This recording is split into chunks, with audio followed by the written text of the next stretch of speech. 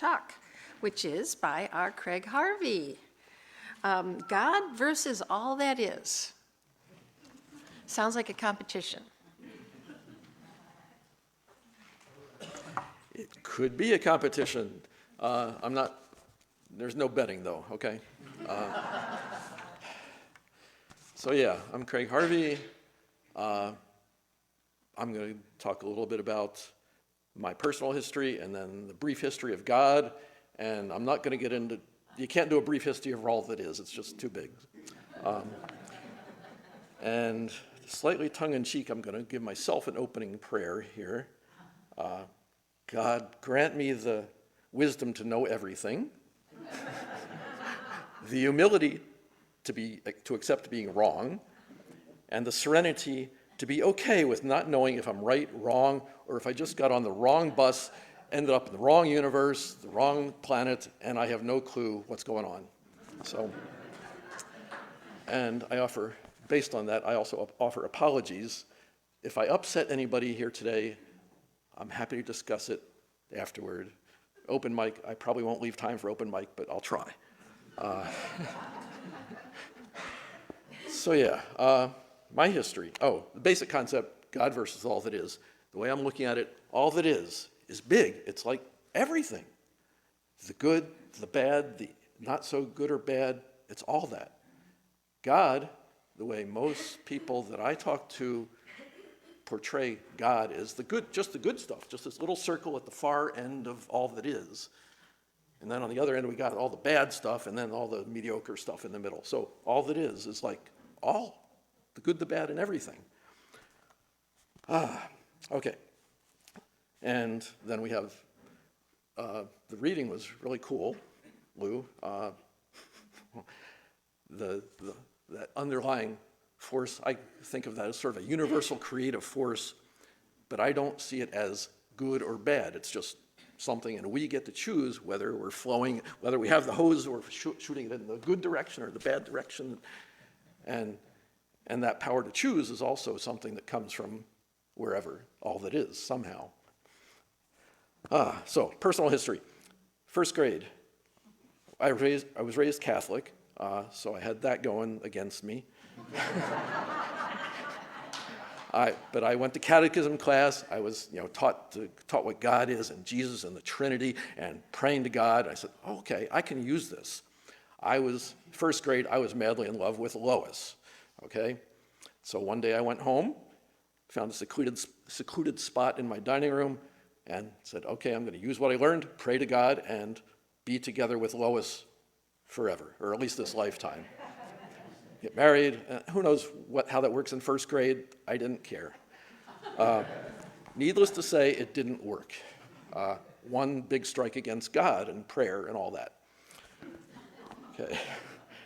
Similarly, by fifth grade, I had sort of given up on the praying to God to get what I wanted.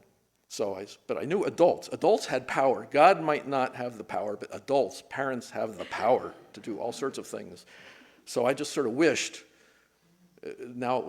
Lois was in history, now it was Lynn, okay? I just wished, okay, parents, get Lynn and me together, married or whatever, together. Oh well, so much for that. Who knows what that would have looked like in fifth grade.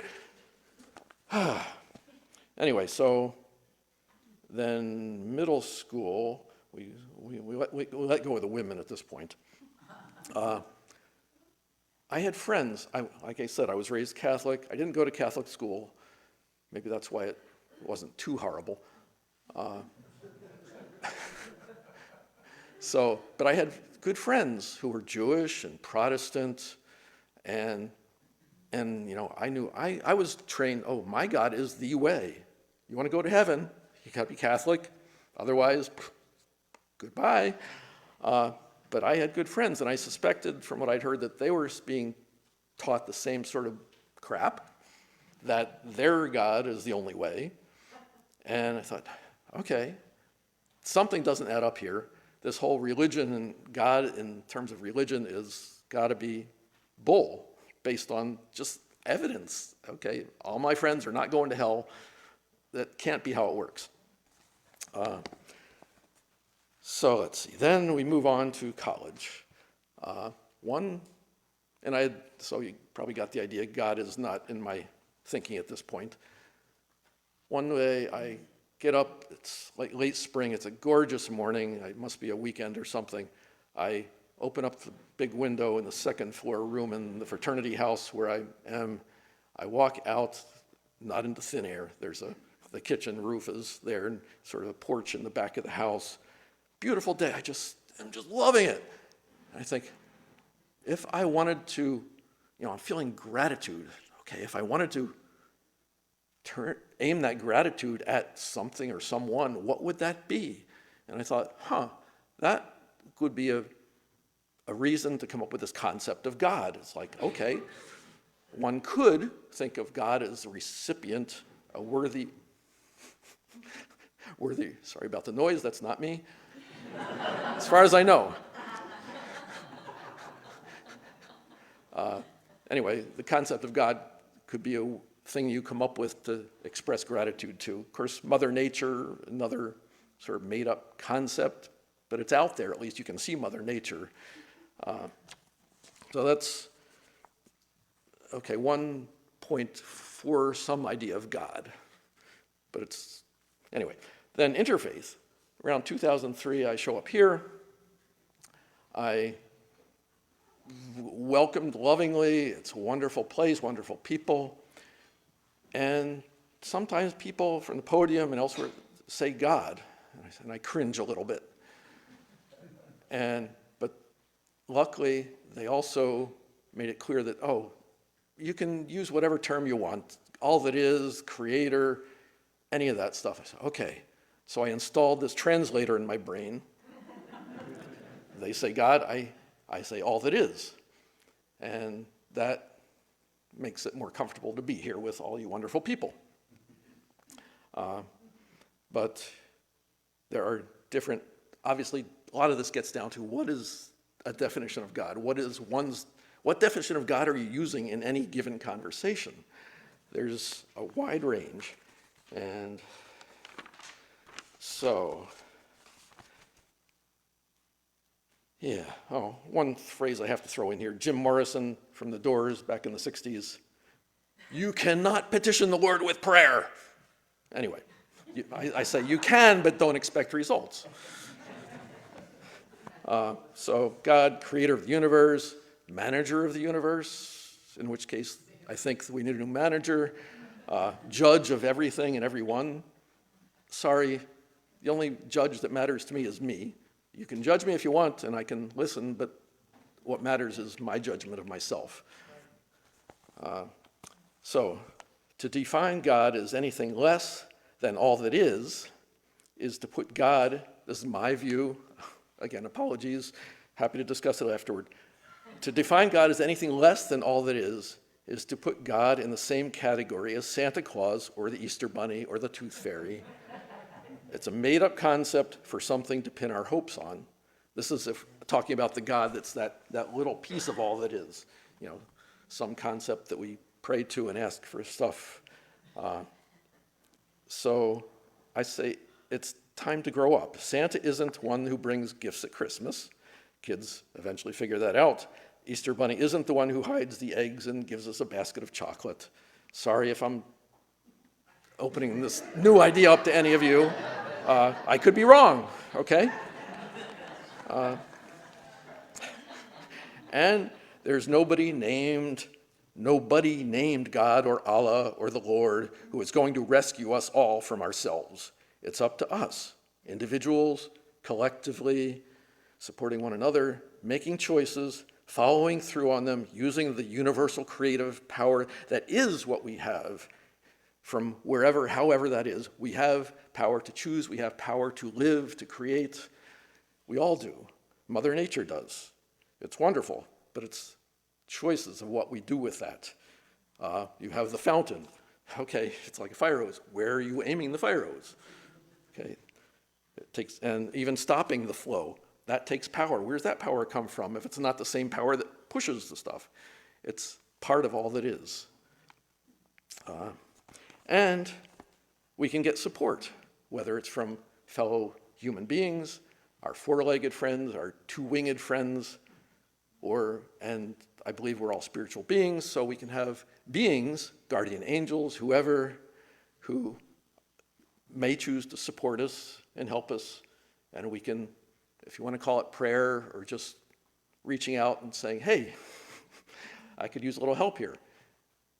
But that's again, not all that it is, or it's part of all that it is. Let's see. Okay, and part of where I'm coming from, my history, is I'm sort of an engineering kind of guy. I like diagrams, I like graphs, I like making sense of things. This is a reasonable time to put this up here. I'm sure you've all seen this before. This is the yin-yang symbol. And you'll notice we have light and dark. And I think of this very narrow version of God as, well, let's see, that's maybe just part of this white thing here. Or maybe it's the white dot. Or maybe it's all the white. But that's leaving out the rest of it. The nice thing about this symbol is it says all that is has the light and the dark, and inside the light there's always dark. Inside the dark there's always a bit of light. And if you try to leave out part of that, I just noticed Bob demonstrating the dark side of things back there with his devil mask on. I gave him permission to do that. Okay. Okay, brief history of God now. Start off with Hinduism. I mean, there were things that came before that it grew out of. But 3,500 years ago, give or take, it has so many gods and goddesses, all sorts of descriptions, and they have, each one is about helping with this and that, and if you want to get into, anyway, there's a God for everything. And also anything to do with religion. There's so many branches. If there's a different person with the same religion, it's a different religion, basically, because there just goes all over the place. Some view it like Brahman is sort of the overall big God, all that is, but then that's divided up into different aspects of all that is. But then there's also this idea that there's the Trinity. Hinduism has two trinities. We got the male trinity and the female trinity. So the male one is Brahma, the creator, Vishnu, the preserver, so born, live, and of course, Shiva, the great destroyer. They're missing, as far as I could tell, the composter that goes from death to birth. There's got to be a great composter god somewhere. So the male trinity, we have, that's one I just said, Brahma, Vishnu, Shiva.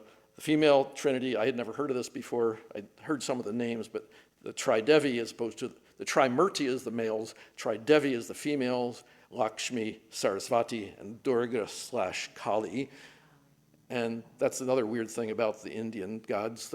Even one god can have different faces. This Durga Kali thing. Again, I'm not an expert on this. Wikipedia does not do it, everything. But then you got Ganesha, the elephant, Hanuman, the monkey-faced god, and all sorts of others, all sorts of stories to go along with them. I like one concept I learned. The Ishtadevata is, in Hinduism, it's like your personal god. You get to choose which one to be sort of like your guardian angel, maybe, one that you identify with, that you want to emulate, you want to ask for help. That's cool. You get to pick. But again, your Ishtadevata is not all that is. It's your personal connection with some God-like thing. Okay, that's Hinduism. Zoroastrianism, roughly the same time frame, a few thousand years ago. In some descriptions, it's older than Hinduism. Zoroaster was the prophet who created it. Ahura Mazda is the name of the ultimate god. That introduced ethical monotheism. focusing on the supreme god Ahura Mazda, lasted through at least 3 major Persian empires before the Islamic folks showed up. Its concepts of heaven, hell, judgment, and a messianic figure even, so obviously influenced Judaism, Christianity, and Islam. Brings us to Judaism, pretty old religion, a few thousand years ago. The original Abrahamic monotheistic religion, the religion of Jesus. Jesus was a Jew. And, okay. Oh, most importantly here, Judaism, basically one God. You get one, period, as far as I could tell. Very simple. Then we move on to Taoism and Buddhism, about 2.5 millennia ago. Not so much religions as philosophies. Taoism, you have sort of the idea of, well, the effortless flow in alignment with the universe, with all that is.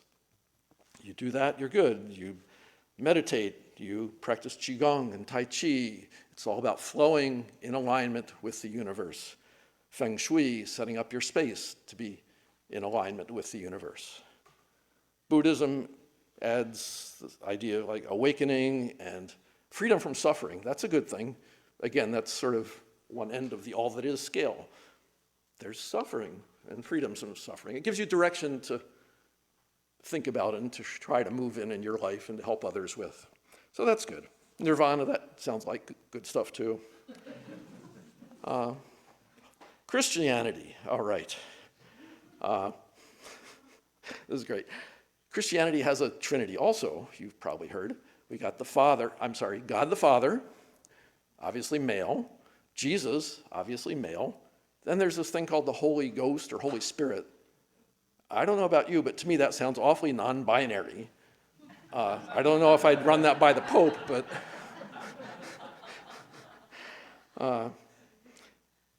and so that's all the good stuff. We got God and Jesus and all that good stuff. But then they have Satan and the devil and hell. Okay. They're trying to say that's outside of God, so that supports what I'm saying. Well, we have the God part of Christianity, but then we have the rest of all that is, that includes Satan and all that. So as long as you know which God you're thinking of or talking about, you're good. Islam, okay, we've now moved up to about 700 AD. Islam is cool, it's also monotheistic, and instead of having separate gods, goddesses, or Trinity or something, they have the 99 names of Allah, Allah being the Arabic word for God. Now, if you look through those 99 names, most of them are what you would expect from some God, good view, compassion, love, caring. But if you look closer, you find out that they do at least acknowledge that there's something beyond the good stuff. So compassion is number 61, the giver of life. Number 62, the taker of life. Okay, that's sort of like the Brahma, creator, and Shiva, destroyer.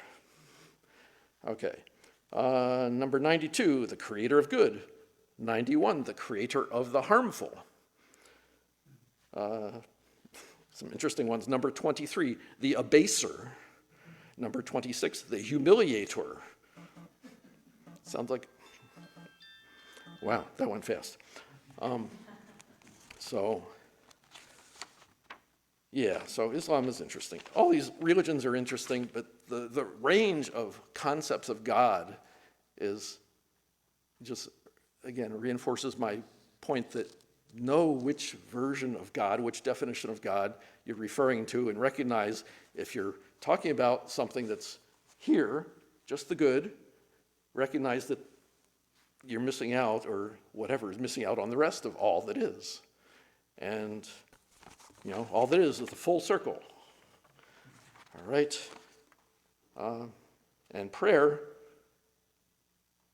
my view of prayer and what I do in Peace Generator is more, what's the words I came up with? Mindfully marinating in the veritable vision and vibration of the desired destination, in alignment with the natural flow of the universe.